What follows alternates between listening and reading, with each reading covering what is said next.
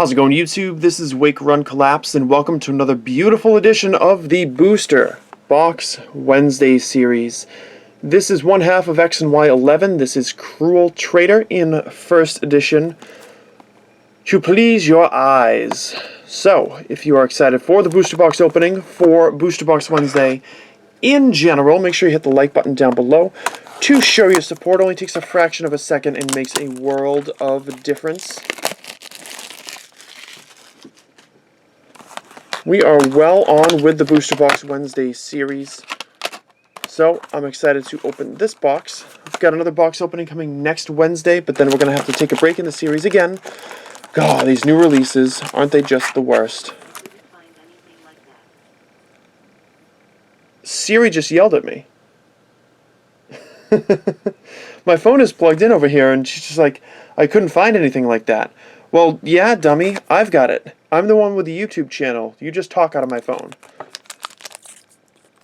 That was actually really creepy.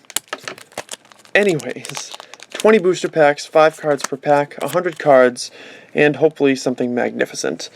Ninja Boy. Very nice, Ninja Boy. Nidorino, a Zvilis, a Hoppip. That's actually really cute. And a Nidoking to start things off. It is monumentally warm here today. Massachusetts in April is definitely the goofy month for weather. So we've got Volcarona, a Monferno, Spiritomb, Meowth. Wow! How about that second pack, you guys? A Mega Gardevoir EX with the Despair Ray attack as well. If we pull no full arts out of this booster box, this is still a wonderful, wonderful find. Very, very nice. Because, sorry, to get back into what I was talking about the Massachusetts April weather, pretty sure it snowed like a few inches in April last year, and we actually did get a bit of snow in April this year. But today it's going to be 80, so if you're wondering why things don't make sense in the world, well, you can pretty much blame us and our silliness. We've got a Gardevoir Spirit Link, pretty appropriate, Mantine, a Pawniard, Yenma, and a Bisharp Hollow. Yes, indeed. Dual typing coming through strong in the first few packs. Always good to see.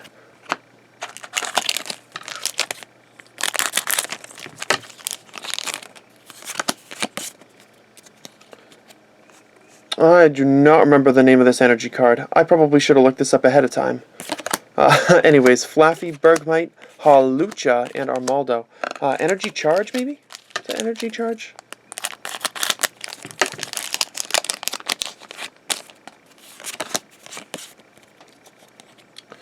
So, we've got ourselves a Weavile, Skiploom, a Dano, a Rufflet, and an Infernape Hollow.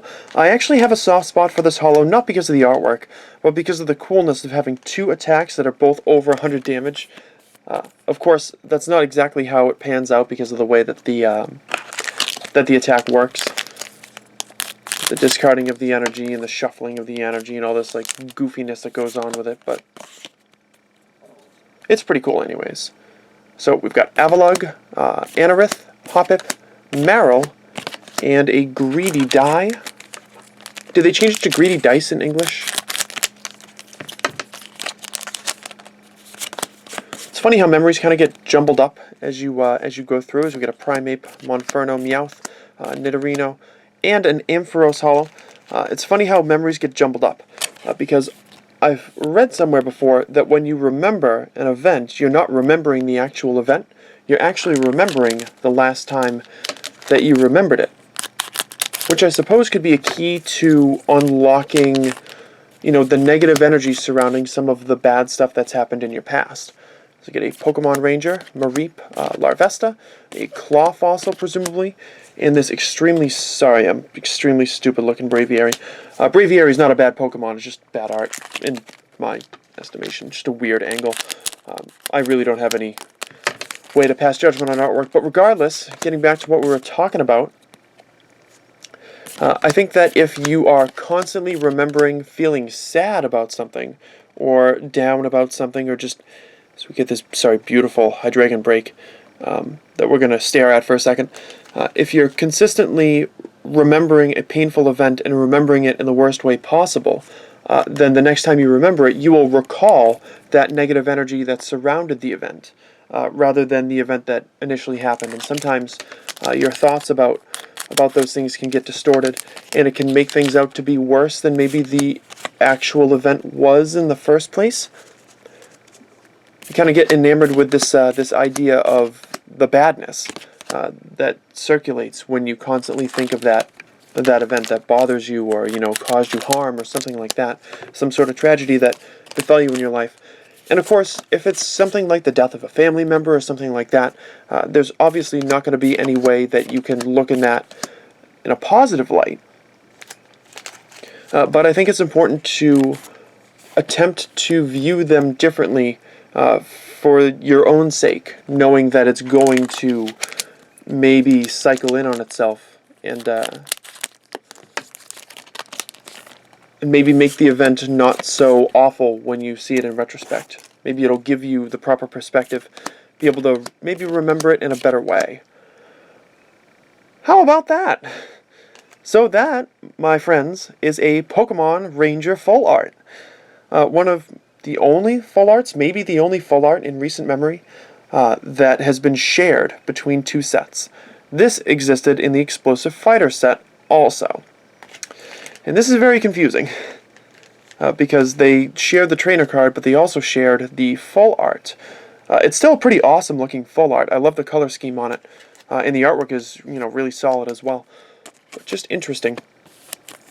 So this is the Cruel Traitor version, and if you ever need to purchase one of these, you should probably check in the bottom right-hand corner of the scan of the artwork if the set is not listed online, because this blue version in the bottom right-hand corner is going to be for Cruel Traitor. If it's a different color, maybe Explosive Fighter is like red or purple or something like that, that's going to be the version for the other set.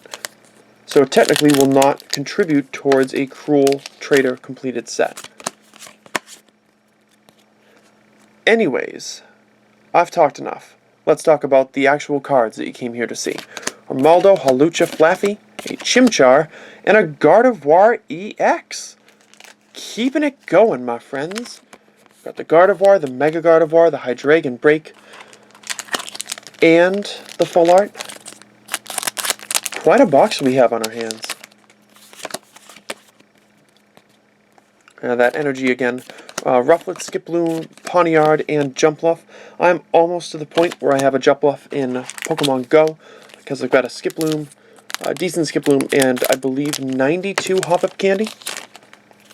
Hop-Up's not terribly popular around here. Get an Avalugg. So my question for you is, I guess, since I did mention Pokemon Go, what are some of your favorite mons to capture if you do still play the game? So we've got a Weavile, Anorith, a Larvesta, Nidoran, and a Hoopa Holo. Very nice. Because I love getting Hop-Ups. I like catching Wooper as well. And strangely enough, even though they're generally, low catch rate and kind of a pain in the ass, pain in the butt, to capture, Murkrow. For some reason, it's satisfying to get a great or excellent throw on a Murkrow. Anyways, we do have 3 packs left here, hoping for another holo or 2. I've not been keeping track of my total number of pulls. So we've got ourselves Primeape, Monferno, Bergmite, Tangela, and a Tangrowth.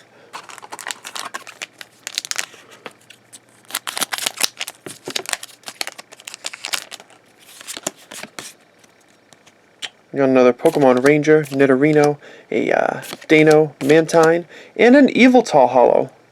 Nice save. Second to last pack. Almost didn't pull this card. And in our final pack of a pretty stellar box. Wish it could all be like that.